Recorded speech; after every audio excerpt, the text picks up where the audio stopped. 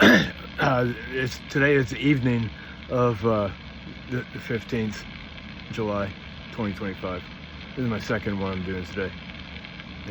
This is my so I'm completing my 8th day because it's nighttime now. So I've completed my 8 days because I didn't eat anything. That's how I count it anyway. In the evening. In the evening is a very rare part of zero.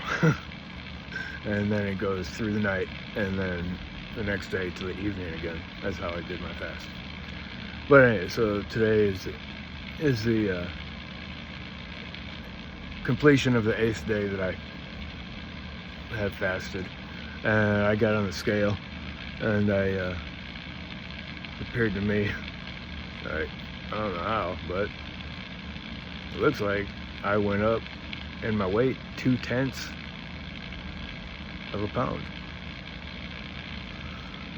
So, I was thinking, it was kind of gonna be. I was kind of thinking, man, I wonder if I lost any weight today. Actually, like with a little bit of hope. now I can figure out what hope is for me. I was hoping, I had an idea, and I was hoping that it would, like, I could actually see some results in a positive way, but it showed me that I gained 2/10 of a pound. No. Anyway, so basically, that's like saying I get nothing today.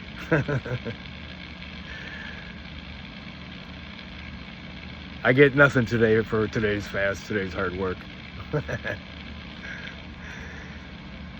I sat back and I was thinking about it, with my back leaning against my counter, just thinking, standing there thinking. And I thought to myself, you know what? If I have to, I'll go 21 days. Because I was thinking, it ain't getting any harder. Like, I'm already past the point where my stomach knows it ain't getting no food. And I'm already well acquainted with the noise and the pleadings and the cryings for mercy coming from my belly. The crying of children saying they can't do their studies because they got to get outside and play. Well, it's hard not to give yourself some food sometimes, especially when you haven't eaten. Well, you know what? I mean, I'm just saying. I'm not really feeling like I'm on some kind of a high or anything, that's for sure. But I'm kind of now adjusted to the slavery that I'm exercising over myself. So, I'm mastering myself. Haven't fasted in a long time. Forgot what it was like. But, I'm older now and my metabolism isn't as strong as it used to be, so I don't know, it's not hitting me as hard, I guess, but unless I'm just now more used to suffering, which that could be the case. As you get older, you get used to suffering a little bit more. Because you suffer a lot in your life. Everybody suffers. And then I had another contemplation, and that was I was thinking, of course, what my fast is about. And obviously, I mean, one thing is to master myself. And the other thing is, through this self-mastery, cut away this unwanted fat out of my life. Because, it's like this. The fat on the outside, it's like that, like saying, as in the macrocosm, so in the microcosm. Okay, so as in the macrocosm being your body, okay, and your fat belly. All right, that's a macrocosm. So it is in the microcosm, which could be, your veins, your organs, it's the inner stuff, and, fat just don't go on the outside of your body. It goes on the inside of your body too, like into your organs and everything. That's why I was thinking so one thing that this fast did for me in the physical realm, is I'm having a deeper concentration now about like, okay, when I do eat, I do want to eat.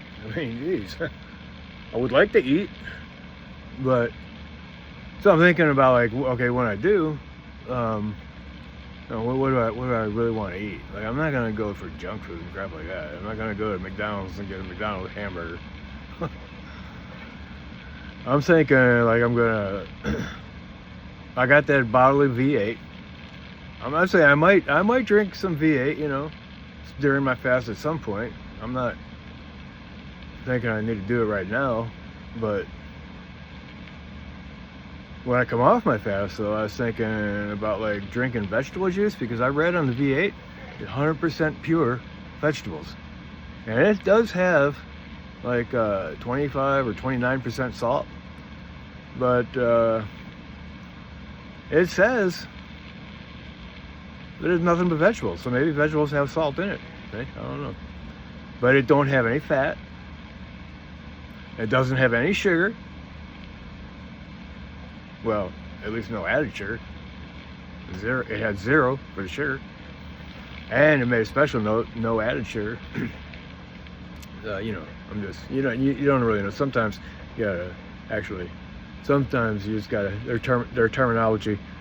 It can be like a loophole for a little bit of dishonesty.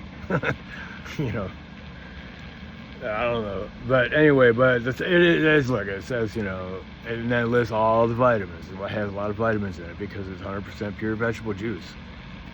So I was thinking about that at first, to get enzymes and everything in my stomach, and then thinking about like I used to have an emulsifier, but somebody stole it. I don't have it no more. I used to have it here. And actually emulsifying, see, that's just vegetable juice, but I can emulsify like carrots, broccoli, celery, onion, tomato, but mix all that together right there. See, we'll make it, and then pepper. I got a pepper bush, see? Plus I have dehydrated pepper. And I'm about ready to get more pepper, because a lot of them are red. I just want to, if they don't come off the easy when I go to pick them, I don't take them off. When they just fall off, when I just move them a little bit, and usually I get them off the ground if they do fall, before the ants or anything get them. And ants really don't like to eat them peppers, man. They're really hot. And so I was thinking I would emulsify some vegetables and drink that. Yeah, crunch, emulsify it. So it still has all the fiber, but it's pure vegetable and no chunks, because my stomach ain't gonna be able to handle like chunky food. I know that. So that's what I'm gonna do. And then I was thinking also, I don't know how my heart kind of fell into this direction, but I was thinking, give me more of a purpose for fasting. I'd go ahead and say prayer, like when my stomach gets churning and everything like that, there'd be a reminder for me to pray. And I think what I'm gonna do, I'm gonna pray for my children, because look, I know what it's like growing up and going through stuff, and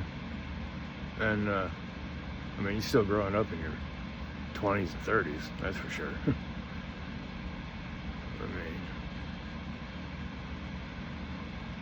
for me, I mean, life never got any easier. When I got out of the Navy, I said to myself, I can handle anything. There's nothing in this world, in this life, that I'm ever going to experience that was harder than it was when I was in the Navy. Nothing, ever. I can handle anything now. And actually, I mean, I did. I handled anything. I handled a lot. You know? A real lot. And so, you know, I felt the master's whip.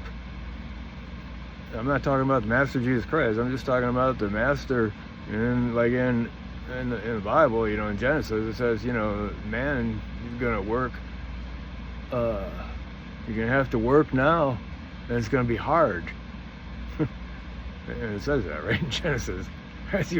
So I know, you know, it's gonna be hard. That's what it says. That's the introduction. All right. It's gonna be hard, and it ain't got any easier.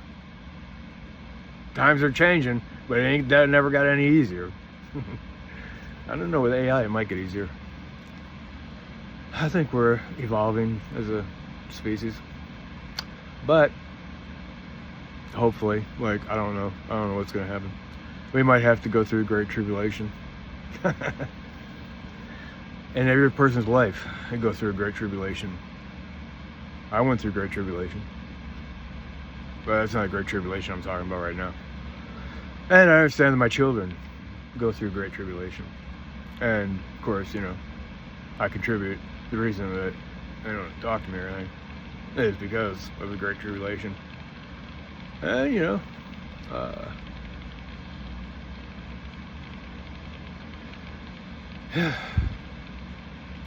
I ain't gonna judge that. But I'm gonna pray for it. I'm gonna pray for them. So I decided that in the continuum from this point going forward in my fast, I got another purpose now. I want to pray for my kids. Yeah.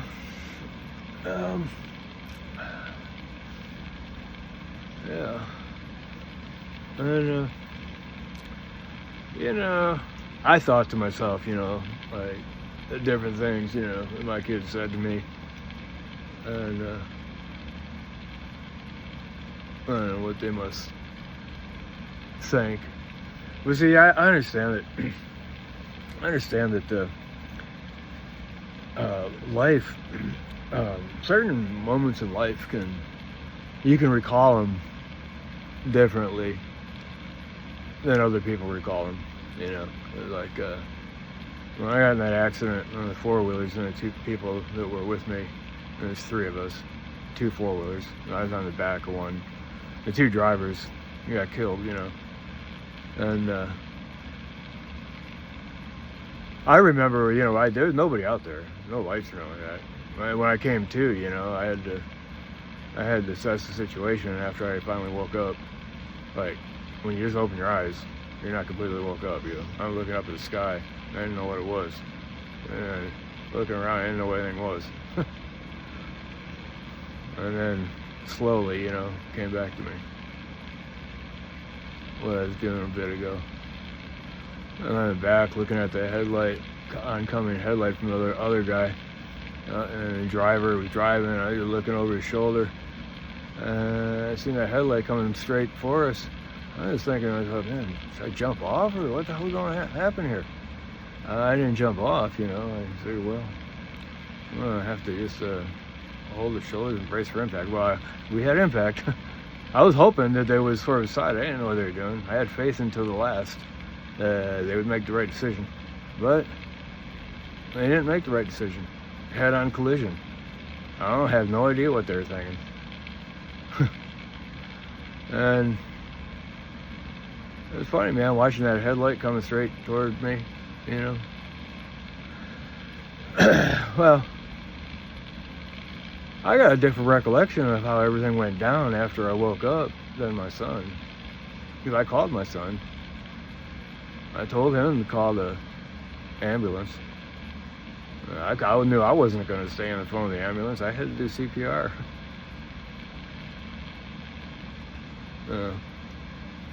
But we were talking about it one time, and he remembers it, differently than me at the end part. I don't know what he remembers differently, but something.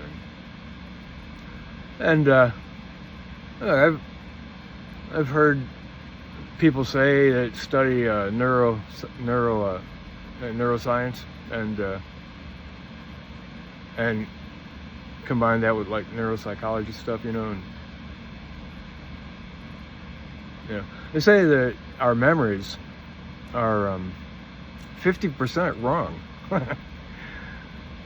Like our memories are 50% what we have modified the actual incident into the way that we saw it and imagination. And there's all kinds of experiments. We did them in school. How different people see the same crime or something, but they'll see it totally differently. I don't know, it's weird stuff, but yeah, there's a reason why they don't talk to me, and I'm not going to go into all that stuff, but I am going to say that I found a new purpose, and I'll pray for him. I might have to pray for him for a couple weeks, because I'm thinking, what, I ain't lose nothing today. Like, I'm of the mindset, like, sometimes when stuff hits me like that, it gives me more determination. It's kind of like I'm dealing with another person, like you're telling me, you're trying to tell me that just because you're not gonna, you're gonna starve me, and you're not gonna allow me to lose any weight, and so you're making me suffer, go through all this stuff, and you're not gonna make me so I don't even lose any weight. Well, I'm gonna show you I won't ever eat. I'm not ever gonna eat again. How about that? I'm gonna show you I'm not, what? I'm not dependent on these hunger pains that I'm feeling. I ain't dependent on that, is it? No. Only thing I'm dependent on is when I make up my mind about something. I don't turn, and I ain't gonna turn. And I ain't gonna compromise. Just because somebody's trying to tell me to do something? Bullshit. See, my stomach is trying to tell me to eat or whatever, I don't know. I ain't even that bad anymore. Yeah, I'm gonna quit talking about it. Because the thing is, that's just like what you call analogy. An analogy.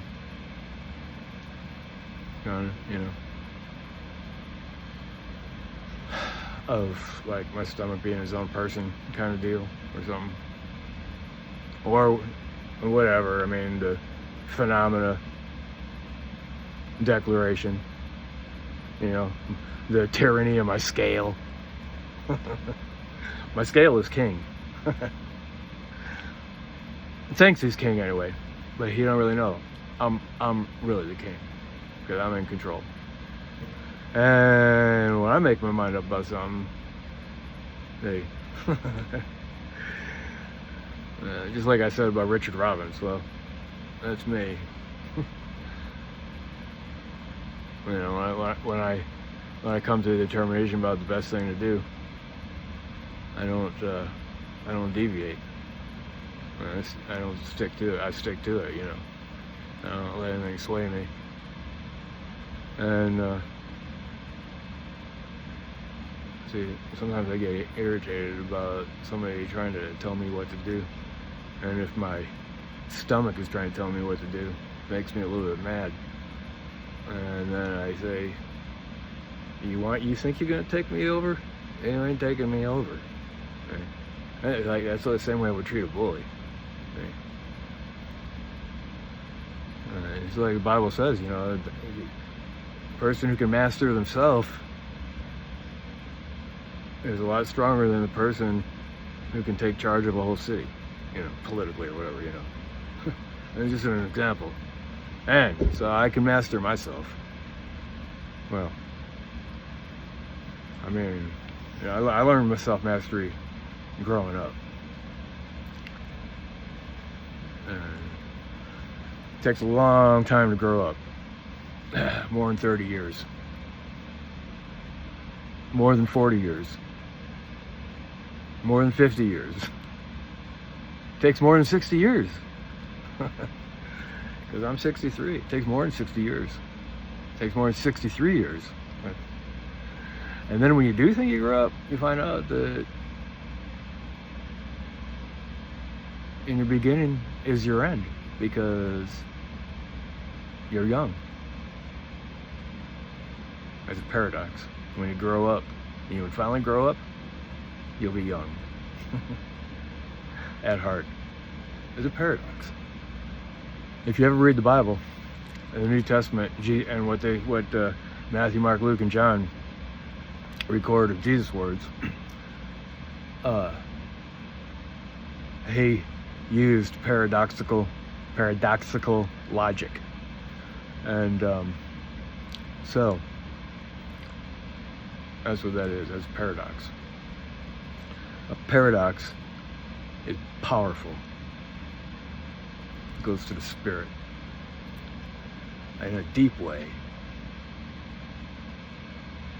Kind of like that knife. It just barely touched my skin, but it was moving, and I just felt the cut go in, you know, my finger, that Masato knife. Didn't even hardly, but that's how paradox is a very, very sharp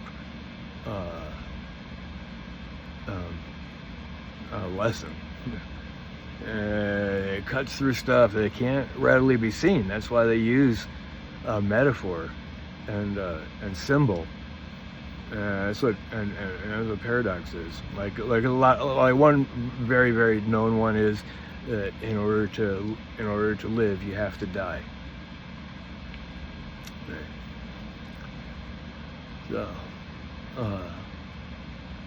So those are my resolutions.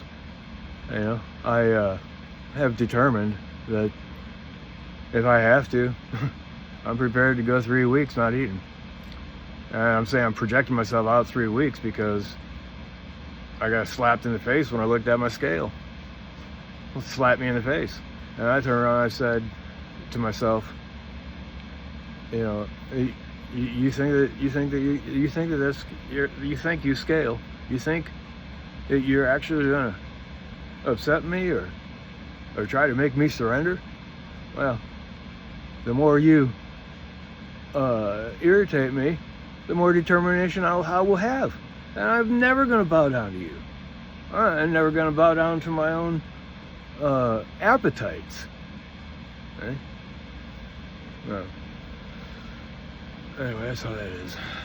So I then, after bringing my own determination to a close, and tomorrow will be my 9th day. And I'm not anywhere near my goal. I'm thinking at this rate, you know, but I ain't gonna worry about the time. And that's what faith is, you know. You plant, like when you plant the seed into the ground, and you cover it with dirt and you water it. You don't dig up the seed to try to see if it's growing. Or you don't abandon the field because you can't see anything pop up. No, you just trust the process. And so that's what the process is for me. You know, I have some hope, you know. I think about like what I will eat when I come off this fast, you know. And of course I'm thinking about the best thing for me to eat, because for one thing, I already know that when you come off fast, you've got to be choosy about what you eat, because you can hurt your stomach. And you can't eat too much because your stomach shrunk a lot. I already know all this stuff. And I know by experience, I told you. So I'm thinking about, you know, getting another emulser and emulsifying some vegetables. And I know I could make it taste really good. And you know, and then, you know, I got that under hat, and then start thinking about, you know, my kids. And for the continuum here, I'll pray for them. Right? I don't know what, you know, could happen or anything. I'm not praying for them like to call me or anything. That's not my objective at all. You know, I'm praying for them to come to resolutions in their own mind and solidarity in their own hearts and minds with the challenges that they face. And I'm making these talks here for you. I hope my grandchildren. I mean, you always got to understand that people go through problems. Little kids have little kid problems, big kids have big kid problems. And sometimes the two build walls, you know, like Tweeter and the Monkey Man. And the walls came tumbling down.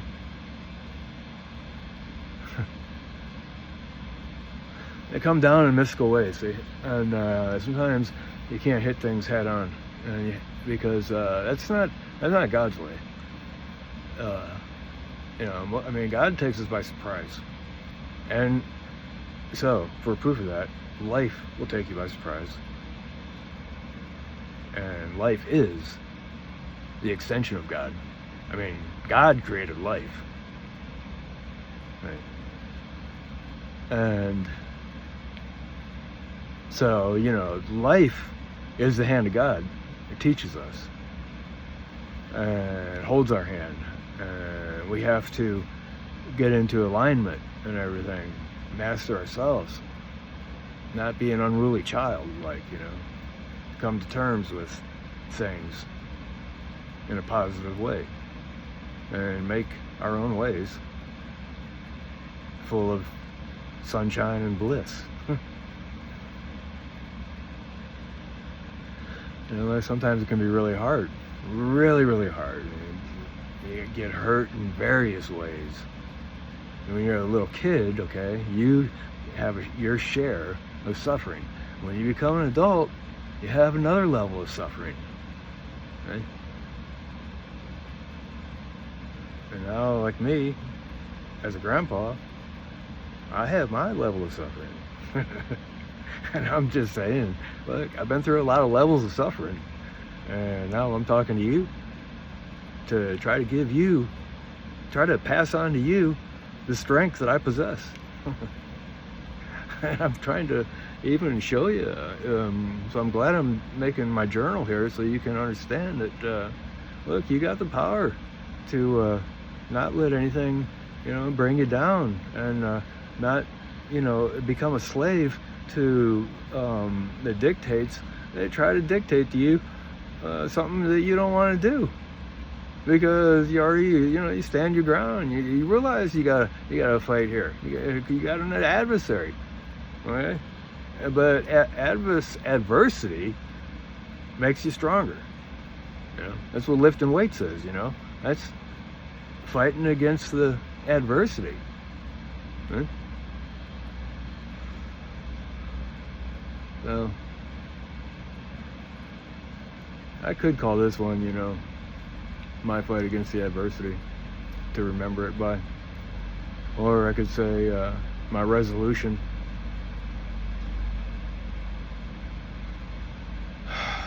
But I'm not sure what I'm gonna actually, how I can put a title on this one.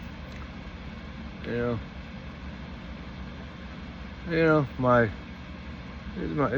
my insight today of going forward for however long it takes. You know, however long it takes for me to get to where I want to go. You know, to cut this fat off my belly. However long it takes. I'm down for it, man. I'm committed. You know, Peter said to Jesus at Gethsemane, no, the night before Jesus knew he was going to die, he was giving a little talk, and he was telling Peter, because Jesus knew what was going down. And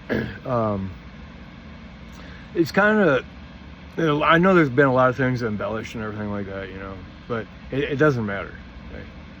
Because the whole spirit of the thing brings the truth. And it don't matter if every part is real or anything like that, okay? Because it's just like when we wrote the butt cheek holiday and the legend, okay? Like, I made some stuff up, there was no butt cheek holiday. My dad never taught me about butt cheek holiday. But I said, Dad Robbins, I don't know, it was a communal effort, me, my daughter, and my son. And anyway, Daniel would always say, "Oh, my butt cheek," when they used to go down the stairs, sliding on their butts, all the way to the bottom, and then say, "Oh, my butt cheek." he taught Coyote or Isaac, to say that, and they would always, go ride down the stairs like that, and then say, "Oh, my butt cheek," and laugh. Oh, butt cheek, going down the stairs. That's where that all came from. That was Daniel's imagination. But see, out of Daniel's imagination, we made a holiday called the butt cheek holiday. I think it was in November we actually did that. Like November 12th was butt cheek holiday. If somebody remembers it otherwise differently, a different date, well, there you go. That's an object lesson. That's a case in point. That's what I'm talking about. We don't always remember things everybody's saying. But anyway, so I'm not sure what I'm going to call this one, but I'll call it something. That's it. Bye.